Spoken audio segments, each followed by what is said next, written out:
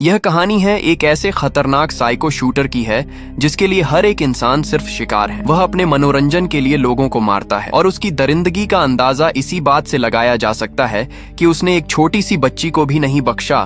तो कहानी की शुरुआत एक सुनसान हाईवे से होती है, जहां हम देखते हैं कि एक कार तेजी से अपनी मंजिल की ओर बढ़ रही होती है। तभी अचानक उस गाड़ी का एक टायर पंचर हो जाता है, जिससे गाड़ी बेकाबू होकर रोड पर इधर उधर डगमगाने लगती है। किसी तरह उस गाड़ी के ड्राइवर ने गाड़ी को काबू में कर लिया और सभी को सुरक्षित बाहर निकालता है। जिसके बाद हम देखते हैं कि गाड़ी में 3 लड़के और 3 लड़कियां थे, जोड़ी, एरिक, जेफ, कैरन, टॉड और उसकी गर्लफ्रेंड सारा। दरअसल ये सभी लोग जोड़ी की बहन की शादी में जा रहे होते हैं। इसके बाद ये लोग स्टेपनी निकालते हैं ताकि टायर बदला जा सके। फिर ये लोग मदद के लिए फोन करने की कोशिश करते हैं, लेकिन फोन पर एक भी नेटवर्क नहीं होता, जिसके चलते ये लोग किसी से संपर्क नहीं कर पाते। तभी इन्हें एहसास होता है कि यह हाईवे पूरी तरह से सुनसान है। यहाँ कोई आती जाती गाड़ी तक नजर नहीं आ रही थी। अब धूप से बचने के लिए बाकी लोग गाड़ी के पीछे छुपकर इंतजार करने लगे और जेफ टायर बदलने में लगा होता है। लेकिन इसी बीच एरिक टॉयलेट करने के लिए जंगल में थोड़ा दूर चला जाता है। जेफ टायर बदलकर गाड़ी को फिर से चलने के लिए तैयार कर देता है। जब वह पुराने वाले टायर को गाड़ी की डिक्की में रखने के लिए उठाने ही वाला था, तभी अचानक उस टायर में से एक गोली निकलकर गिरती है।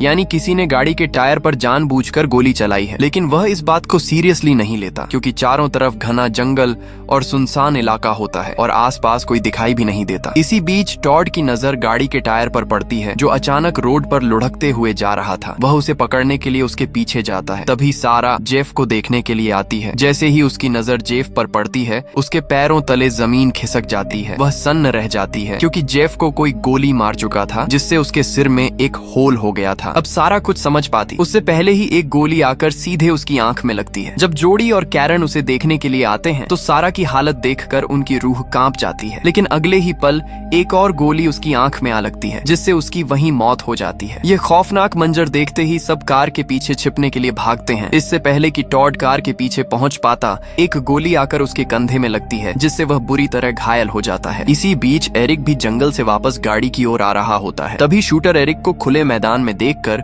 उस पर गोलियां चलाने लगता है। एरिक किसी तरह पास के एक टूटे हुए पेड़ की जड़ के पीछे खुद को बचा लेता है, जिससे उसे गोली नहीं लगती। एरिक के साथ ही वह शूटर उसके दोस्तों पर भी गोलियां चलाता है, जो कार के पीछे छुपे हुए थे। लेकिन वे तीनों गाड़ी की वजह से सुरक्षित थे। गोली लगने की वजह से टॉड को बहुत तेज दर्द हो रहा था। अब ये सभी लोग समझ चुके थे कि वे एक बहुत बड़ी मुसीबत में फंस चुके हैं। उनके पास मोबाइल तो है, लेकिन उसमें नेटवर्क बिल्कुल नहीं है। उन्हें समझ नहीं आ रहा था कि आखिर वे लोग यहाँ से कैसे निकले। तभी एरिक टॉड से कहता है, तुम्हें अपने मोबाइल पर नेटवर्क ढूंढना चाहिए। अगर नेटवर्क आ गया तो शायद हम किसी से मदद मांग सकते हैं। अब टॉड अपना मोबाइल निकालकर एक सेल्फी स्टिक की मदद से नेटवर्क खोजने की कोशिश करता है। जैसे ही वह ऐसा करता है, उसी पल शूटर उस मोबाइल को शूट कर देता है। गोली लगने की वजह से फोन पूरी तरह से टूट जाता है। अब ये लोग समझ जाते हैं कि उस शूटर का निशाना एकदम परफेक्ट है। अगर वे जरा सा भी अपनी जगह से हिले तो वह उन्हें तुरंत खत्म कर देगा। अब जोड़ी उस शूटर की लोकेशन जानने के लिए अपने फोन पर वीडियो बनाने लगती है। तभी कैरन अपना जैकेट गाड़ी से बाहर की ओर करती है, ताकि शूटर उसे किसी इंसान की तरह समझकर उस पर गोली चलाए और जोड़ी उसे अपने कैमरे में कैद कर सके। इसी बीच टॉड गाड़ी को स्टार्ट करने की कोशिश करता है, लेकिन तभी शूटर एक बार फिर उन पर अंधाधुंध गोलियां बरसाने लगता है। इसके बाद टॉड गाड़ी से टूल बॉक्स लेकर अपनी जान बचाकर वापस कार के पीछे छुप जाता है। वहीं जोड़ी अपने मोबाइल में रिकॉर्ड की गई वीडियो सबको दिखाती है, जिसमें उन्हें पता चलता है कि शूटर एक पेड़ के ऊपर बैठकर उन पर गोलियां चला रहा है। टॉड के कंधे में गोली लगने की वजह से उसे बहुत तेज दर्द हो रहा था, इसीलिए वह अपने हाथ पर टूल किट बांध लेता है। इसके बाद वह गाड़ी को न्यूट्रल करता है, ताकि वे गाड़ी के सहारे शूटर की रेंज से दूर निकल सके। जैसे ही टॉड गाड़ी को न्यूट्रल करता है, शूटर उस पर गोलियां चलाने लगता है। घबराहट में वह गाड़ी से निकलते वक्त जमीन पर गिर जाता है और ढलान होने की वजह से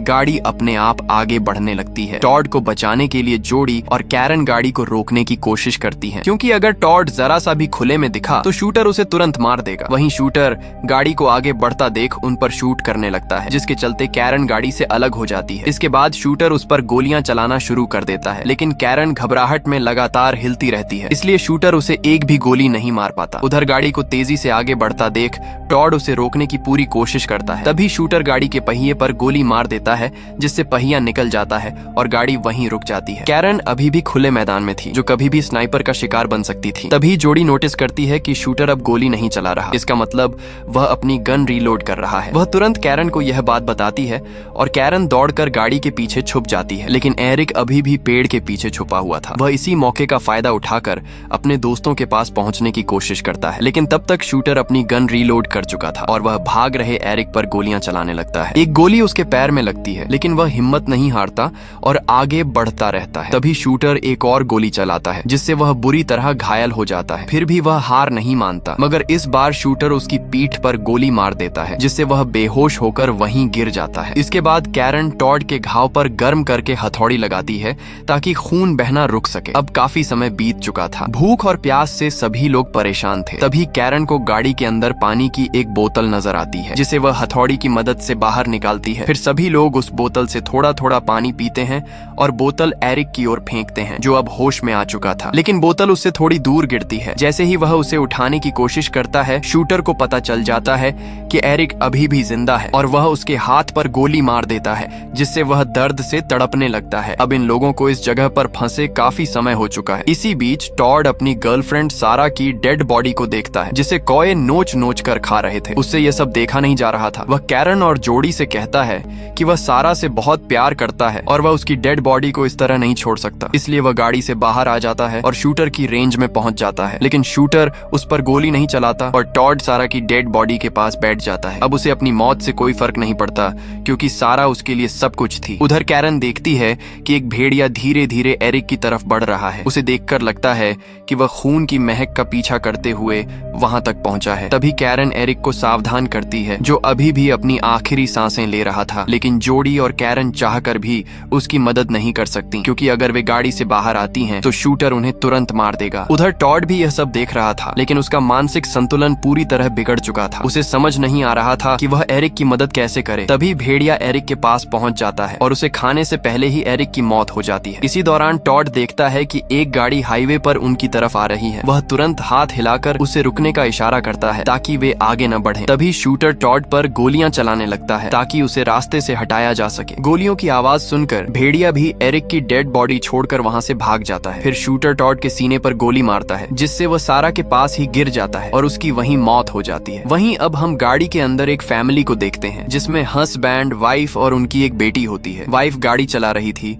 और हस्बैंड सो रहा था। जैसे ही वह हाईवे पर पड़ी लाशों को देखती है, वह अपने हस्बैंड को जगाने की कोशिश करती है, लेकिन तभी शूटर उस पर गोली चला देता है, जिससे गाड़ी अनकंट्रोल होकर पलट जाती है और तीनों बुरी तरह घायल हो जाते हैं। वह महिला किसी तरह कार से बाहर निकलती है और अपने हस्बैंड और बेटी को बचाने की कोशिश करती है, लेकिन कैरन और जोड़ी उसे कार के पीछे छुपने के लिए कहते हैं ताकि शूटर उसे न मार सके। लेकिन वह कुछ समझ नहीं पाती और तभी शूटर उसे गोली मार देता है। इसके बाद उसका हस्बैंड कार से बाहर निकलता है, लेकिन शूटर उस पर भी गोलियां चलाने लगता है। कैरन उसे समझाती है कि वह किसी तरह गाड़ी के पीछे छुपा रहे और 911 पर कॉल करे। वह पुलिस को कॉल करने ही वाला था कि शूटर गाड़ी के डीजल टैंक पर गोलियां बरसाने लगता है, जिससे गाड़ी में ब्लास्ट हो जाता है और वह आदमी जलकर मर जाता है। अब उनकी बेटी को देखते हैं, जो हाईवे के किनारे पड़ी थी। वह बेहोश थी, लेकिन अब उसे होश आ चुका था। वह अपने माता पिता को ढूंढने के लिए उठती है, लेकिन शूटर उस छोटी बच्ची को भी नहीं छोड़ता। इससे साफ हो जाता है कि शूटर पूरी तरह पागल है। अब कैरन कहती है कि उन्हें रात होने का इंतजार करना चाहिए ताकि वे अंधेरे का फायदा उठाकर वहां से निकल सकें। कुछ ही देर में रात हो जाती है। इसके बाद वे एक प्लान बनाते हैं। गाड़ी के टायर को पंचर करके उसकी ट्यूब निकाल लेते हैं और गाड़ी के अंदर ही उसे जला देते हैं ताकि चारों तरफ धुआं फैल जाए और उन्हें भागने का मौका मिल सके। शूटर, जो पेड़ पर बैठा उन्हें देख रहा था, कुछ समझ नहीं पाता क्योंकि चारों तरफ धुआं और आग फैल चुकी थी। तभी वह गाड़ी पर रैंडम फायरिंग करने लगता है। इसी बीच उन्हें एक पुलिस ट्रक नजर आता है जो उनकी तरफ बढ़ रहा था। उस ट्रक में 2 स्नाइपर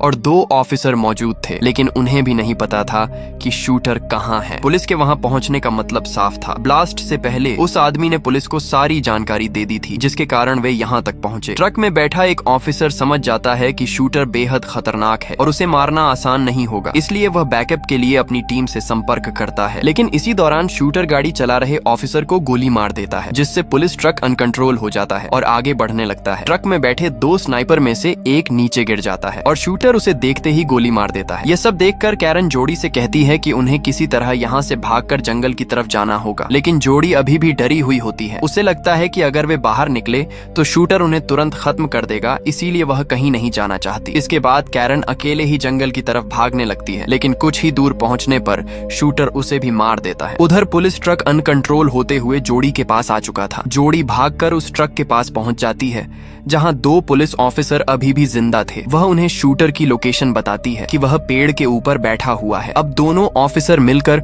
उस पेड़ की तरफ गोलियां चलाते हैं, लेकिन एक भी गोली उसे नहीं लगती क्योंकि उन्हें उसकी सही लोकेशन का पता नहीं होता। तभी शूटर अपनी गन संभालता है और एक स्नाइपर ऑफिसर को मार गिराता है। इससे साफ हो जाता है कि उसका निशाना एकदम अचूक है। इतने अंधेरे में भी वह आसानी से अपने टारगेट को हिट कर रहा था। अपने साथियों को मरते देख दूसरा ऑफिसर गुस्से में ट्रक से गन उठाकर आगे बढ़ता है, लेकिन शूटर उसे भी खत्म कर देता है। अब आखिरी पुलिस ऑफिसर भी मारा जाता है। अब जोड़ी पूरी तरह से अकेली रह जाती है। उसके सभी दोस्त एक एक करके मारे जा चुके थे और अब उसे समझ नहीं आ रहा था कि वह अपनी जान कैसे बचाए। इसके बाद जोड़ी पुलिस ट्रक को लेकर शूटर की दिशा में बढ़ती है ताकि उसे पेड़ से नीचे गिरा सके। जैसे ही ट्रक उसकी तरफ बढ़ता है, शूटर उस पर गोलियां चलाने लगता है। इस दौरान एक गोली जोड़ी के कंधे में लगती है, जिससे ट्रक सीधे उसी पेड़ से टकरा जाता है जिस पर शूटर बैठा था। टक्कर के कारण शूटर नीचे गिर जाता है और उसकी गन उससे दूर जा गिरती है। तभी जोड़ी उस गन को उठा लेती है, लेकिन शूटर हाथ में चाकू लेकर उसे मारने के लिए आगे बढ़ता है। उसे लगता है कि जोड़ी गोली लगने के कारण कमजोर और डरी हुई है, इसलिए वह उस पर गोली नहीं चलाएगी, लेकिन उसका अंदाजा गलत साबित होता है। जोड़ी गन से उस पर 3-4 गोलियां चला देती है, जिससे वह जमीन पर गिर जाता है। अपने दोस्तों की मौत का गुस्सा जोड़ी के अंदर भरा हुआ था। वह कंट्रोल खो बैठती है और गन के पिछले हिस्से से उस पर बार बार हमला करने लगती है। इसी दौरान गलती से गन का ट्रिगर दब जाता है और गोली सीधे जोड़ी के गले में लगती है, जिससे उसकी भी वहीं मौत हो जाती है और इस तरह वहाँ कोई भी जिंदा नहीं बचता। इसी के साथ ये मूवी यहीं पर खत्म हो जाती है। तो दोस्तों, मैं उम्मीद करता हूँ कि आपको ये मूवी पसंद आई होगी। जाते जाते आपसे एक छोटी सी रिक्वेस्ट है, मूवी एक्सप्लेन करने में काफी मेहनत लगती है, लेकिन हमें उतना सपोर्ट नहीं मिल पाता, इसलिए वीडियो को लाइक करके हमारे चैनल मूवी बॉक्स को सब्सक्राइब करना ना भूलें।